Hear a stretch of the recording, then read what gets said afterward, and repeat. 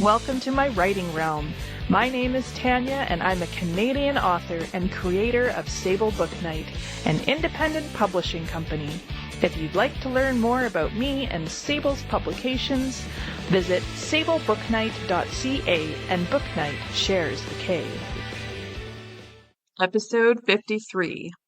Publication Goals and Book Sales Update. Hello, fellow writers. Today is October 27th. Which means it's my birthday. Here in Selkirk, Manitoba, it is raining. It is pouring outside, and it will continue to do so for the next few days. But hopefully it stops before Halloween on Friday so that all the kids can have a dry evening out, including our kids. So I started out this day by fasting for an ultrasound. No food, no water, nothing. Happy birthday to me. So by the time I got back home from the appointment, I was absolutely famished. So I made myself some delicious gluten-free waffles and washed it down with a very large mug of tea. Then, after doing some dishes and running out for some dog food, I treated myself to a birthday iced cap made with chocolate milk from Tim Hortons. This is my go-to special drink, and I do not do coffee. As far as I know, there are no special plans to celebrate my birthday this year. My husband and I did go out for a last-minute duo birthday dinner together a couple of weeks ago, which was great. We usually like to attend Comic-Con in Winnipeg, one of my favorite things to do every year. It was this past weekend. However, our son's hockey schedule kind of put a pin in that plan, and we missed last year as well. But that's okay, because as much as I enjoy going to Comic-Con, it also very much wears me out due to my medical conditions, and this last year has been extremely challenging. So I know it's been some time since I've published an episode on this podcast, but I'm trying to make more time to plan and record for this podcast and my YouTube channel. I'm also considering ways to make improvements to both, including coming up with more of a structured plan instead of winging it like I usually do.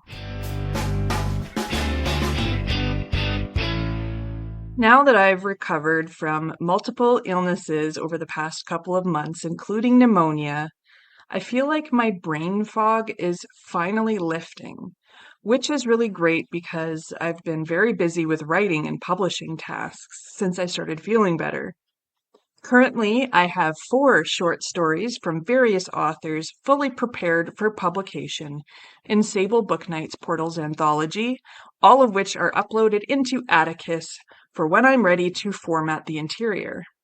In addition, I have 2 stories in editing, another that I'm waiting to receive back from the final round of editing from that author, 1 new submission to review and consider, plus I'm writing a short story to include myself. So in terms of plans for this publication, nothing is set in stone at this time, but I do have some ideas on how to proceed moving forward, and I'd like to share them with you. Number 1. First, I would like to put all editing and formatting on hold from November 1st to November 30th, as I would really like to spend the month writing. Number 2. I may announce a firm closing date finally for submission soon for Sable Book Night's anthology Portals, which could be December 31st of this year. Number 3. I will be determining deadlines for when everything needs to be finalized on my end and get prepared for publication. This will include ordering the book cover design package from GetCovers. Number 4. I will reach out to the local library and set up a plan for the official launch date in the new year. Number 5. Advertise the launch locally and online. Number 6. I may also do an online book launch or pre-recorded launch video for the YouTube channel to include authors from outside of my local area who have submitted. Outside of all this, I've been considering reaching out to a newspaper nearby to see if they may be interested in doing a story about Sable Book Night and the anthology publications going forward. This may bring a new group of readers and/or writers to submit to this publication. In terms of book sales, there have been a few sales lately for my newest release, 300 Man, as well as Living Undiagnosed and Red Leaves. Red Leaves is perma-free in the ebook format, so it also gets new purchases regularly. In terms of in-store sales, all the copies of Red Crimes that were for sale at the Menaki Marina in Ontario have sold out, and the owners have requested more copies, which is really great. Tomorrow, I am expecting a shipment of 300 Man copies to come in, and I will set aside enough to sell at the Cozy Fox in Selkirk as well as the Menaki Marina. So far, one of my avid readers said that 300 Man was one of the best stories I've ever written, and it was so nice to hear. So usually through the summer and closer to Christmas, I try to get into a couple of vendor or craft market sales. However, this year it was just not possible because of some family events and my health. Doing in-person events usually leads to my biggest sales volume, so it is a bit disappointing that I haven't been able to follow my usual path. But I'm hoping next year this will change, providing my health cooperates. Outside of author business and writing, I have been catching up on missed podcast episodes. I use Podbean, which is the home of this podcast, and auto-download all my favorite podcasts. I honestly was almost 2 years behind, and now I'm listening to all these recordings, and I'm at March of 2025.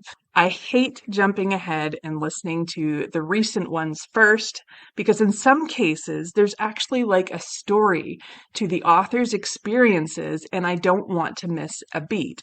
So to catch up, I listen to podcasts while I'm cooking, cleaning, or doing other things around the house, or even while I'm playing, some games on my phone.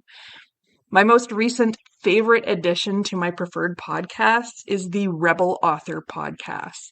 Listening to Sasha Black's author journey has been so inspirational. It's amazing the business mindset of this very talented woman, and I highly recommend you check out her podcast, which again is called the Rebel Author Podcast. Lately, I've felt this urge to write new stories, but as much as I would love to do that, I have some unfinished business. A few years ago, I made a plan, a list to complete specific projects in a certain order so that I wouldn't have that cloud hanging over my head of projects left incomplete. Now I'm actually encouraging myself to get back to that, and so far it's going well. 300 Man was the very first on that list. And once I actually find the location of that list, I'll tell you what's coming up next. The only thing that will stop me from moving forward, aside from not finding the list, is focusing on the Portals anthology, which is very important to me. By November, I will find that list and make a plan of attack for Writing Month, November. Last year, I followed the Heart Breathings channel and her Writing Month challenge. However, I am considering trying ProWritingAid's newest challenge, both of which are like NaNoWriMo, which died an abrupt death in 2024. I would love to hear from you, the listeners of this podcast, so that I know you're actually out there and I'm not doing this for no reason at all. Please feel free to leave a comment on the episode or on the YouTube channel with the same name. If you have ideas or requests or suggestions for improvement for this podcast, please email me at taniaswritingrealm@gmail.com. Thanks for joining me today. I hope you have a great rest of your day, afternoon, evening, night, or whatever, and keep on writing.